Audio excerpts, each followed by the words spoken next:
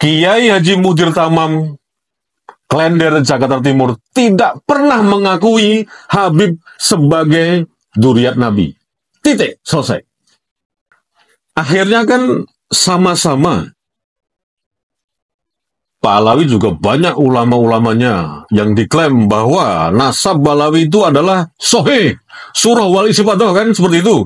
Nah, saya atau teman-teman yang lain lah juga harus bertanya juga kepada ulama. Loh, ini kan pengetahuan. Ini pengetahuan, bro. Bukan soal, udahlah, kalau bukan bidangnya, ya, jangan bahas-bahas nasab lah. Loh, nggak bisa begitu. Ini satu knowledge, pengetahuan gitu loh. Sekarang gini, saya tanya balik nih, yang sering saya ulang nih. Apa bedanya ilmu dan pengetahuan? Kan mereka selalu bilang kan, kalau tidak berilmu, ya, apalagi ilmu nasab, jangan ngurusi nasab orang, kan seperti itu kan? Iya kan? Betul enggak? Betul atau betul? Nah, ini pengetahuan. Lu kenapa kita nggak boleh cari pengetahuan? Kenapa? Ini pertanyaannya. Oke, bisa jawab nggak? Bedanya apa ilmu dan pengetahuan? Saya kasih contoh. Kita mengumpulkan pasir, kita mengumpulkan besi, mengumpulkan batu bata, ya, intinya mengumpulkan material. Terus kemudian bangun rumah. Nah, ketika kita mengumpulkan material itu, itulah pengetahuan.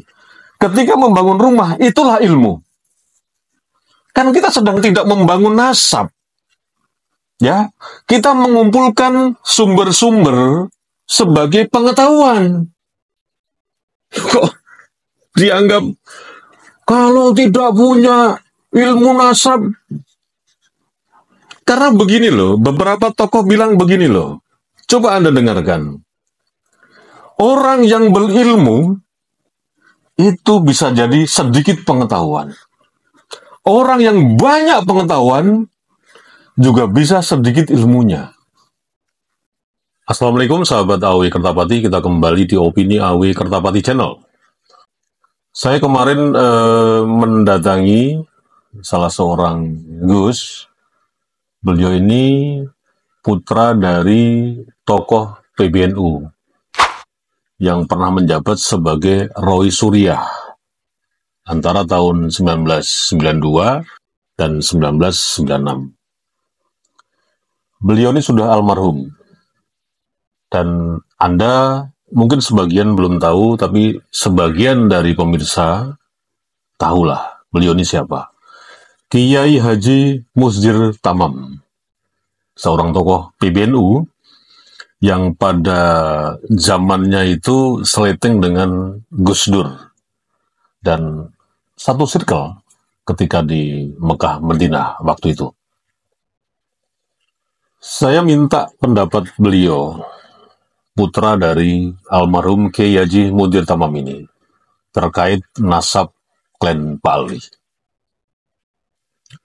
Menarik sekali, dan sepertinya ini mungkin saja ya, ini belum dibahas oleh teman-teman semua, dan mudah-mudahan cerita saya ini itu bisa Anda ambil hikmahnya. Oke, kita mulai. Kita saksikan dulu video berikut ini.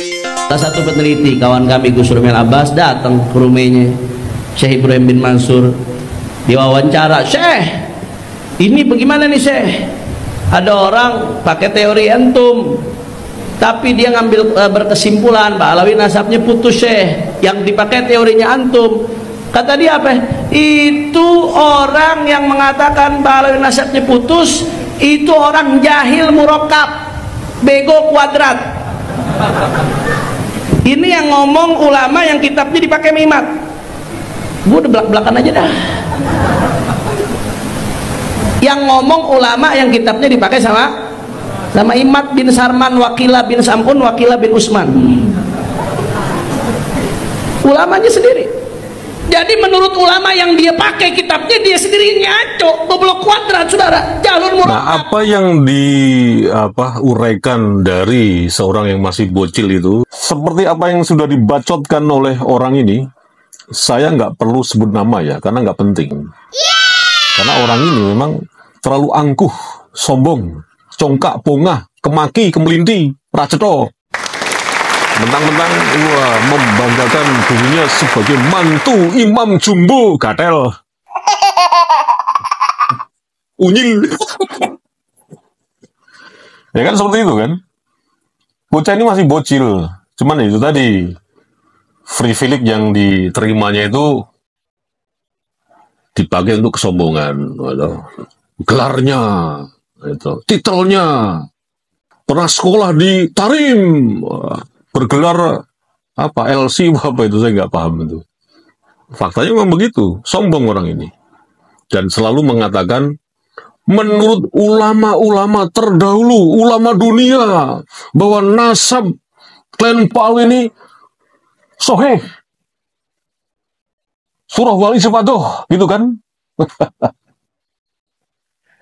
Tapi sebelum bahas tentang Fiti yang Anda lihat tadi, kemudian saya juga sudah mencoba berdiskusi dengan salah satu putra beliau, almarhum Kiai Haji Mudir Tamam, mengenai klan Balawi ini.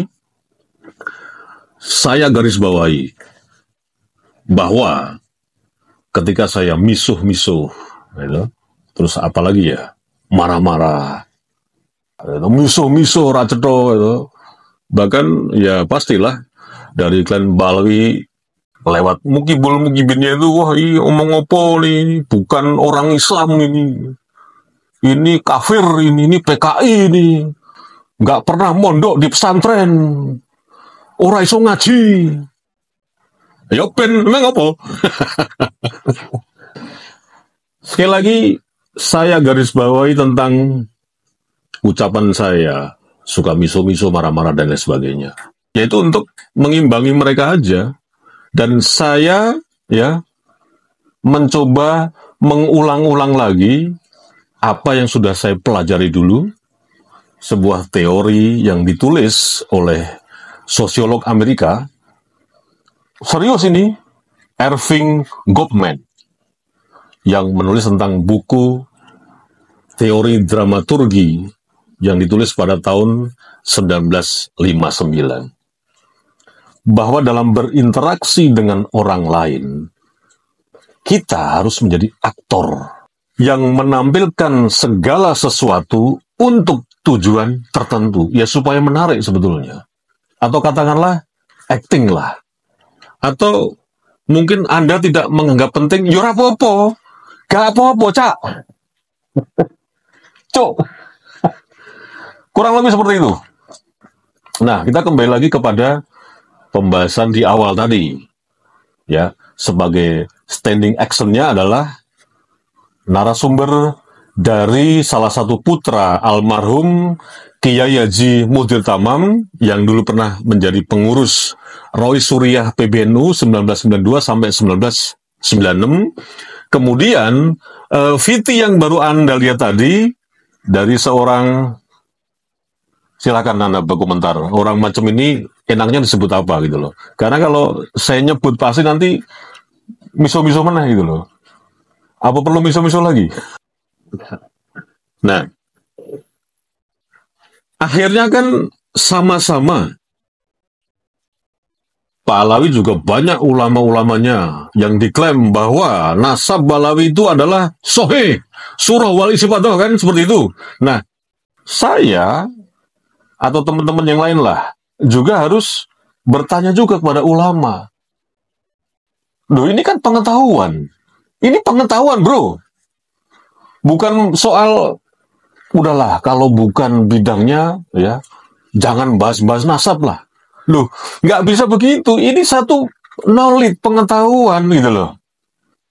Sekarang gini, saya tanya balik nih, yang sering saya ulang nih. Apa bedanya ilmu dan pengetahuan? Kan mereka selalu bilang kan, kalau tidak berilmu, ya, apalagi ilmu nasab, jangan ngurusi nasab orang, kan seperti itu kan? Iya kan? Betul enggak? Betul atau betul? Nah, ini pengetahuan. Lu kenapa kita nggak boleh cari pengetahuan? Kenapa? Ini pertanyaannya. Oke, bisa jawab nggak? Bedanya apa ilmu dan pengetahuan? Saya kasih contoh. Kita mengumpulkan pasir. Kita mengumpulkan besi, mengumpulkan batu bata, ya. Intinya mengumpulkan material. Terus kemudian bangun rumah. Nah, ketika kita mengumpulkan material itu, itulah pengetahuan. Ketika membangun rumah, itulah ilmu. Kan kita sedang tidak membangun nasab. Ya, kita mengumpulkan sumber-sumber sebagai pengetahuan. Kok dianggap kalau tidak punya ilmu nasab? Karena begini loh, beberapa tokoh bilang begini loh. Coba Anda dengarkan. Orang yang berilmu itu bisa jadi sedikit pengetahuan. Orang yang banyak pengetahuan juga bisa sedikit ilmunya. Apa contohnya? Anda pikir sendiri. Oke, oh ini malah melebar kemana-mana. Loh nggak apa-apa kan, melebar kemana-mana. Kan enak jadi lebar gitu kan. Cuk, jancuk. Oke, kita kembali lagi ke pembahasan yang kedua tadi. Antara narasumber dari almarhum Kiai Haji Mudir Tamam lewat putranya, kemudian dengan Viti orang ini tadi, klan Balawi, yang Anda juga udah dengar, sebut-sebut nama ulama-ulama mereka. Nah, saya coba berkomunikasi dengan salah satu, ini saya ulang lagi ya, Mentro gitu loh, salah satu putra dari almarhum Kiai Haji Mudir Tamam yang pernah menjadi pengurus PBNU, Roy Surya. Beliau mengatakan, putra dari Kiai Haji Mudir Tamam ini, bahwa semasa hidupnya, ketika ada di lingkaran atau circle-nya Gus Dur, beliau juga dikelilingi beberapa habib. Tapi pada saat itu, sebelum reformasi lah, saya kurang tahu secara detail tahunnya kapan. Tapi pada saat itu masih menjabat sebagai Roy Surya di PBNU, bahwa habib yang mengelilingi ini itu tidak pernah satu kali pun membuat penuturan, apalagi meriwayatkan bahwa nasab klan Pak Alwi itu tersambung sebagai dzurriyyat Nabi. Tidak pernah. Dan sama sekali waktu itu tidak ada glorifikasi tentang nasab klan Balawi ini. Tidak ada juga hegemoni tentang klan Balawi ini. Apalagi penjajahan spiritual dengan misi menggaung-gaungkan nasab mereka untuk tujuan tertentu. Tidak pernah. Makanya satu keluarga dan para jamaahnya, juga pengikut-pengikutnya, Kiai Haji Mudir Tamam yang ada di Klender, Jakarta Timur, hidup dengan fine-fine aja. Pada saat itu. Tidak pernah.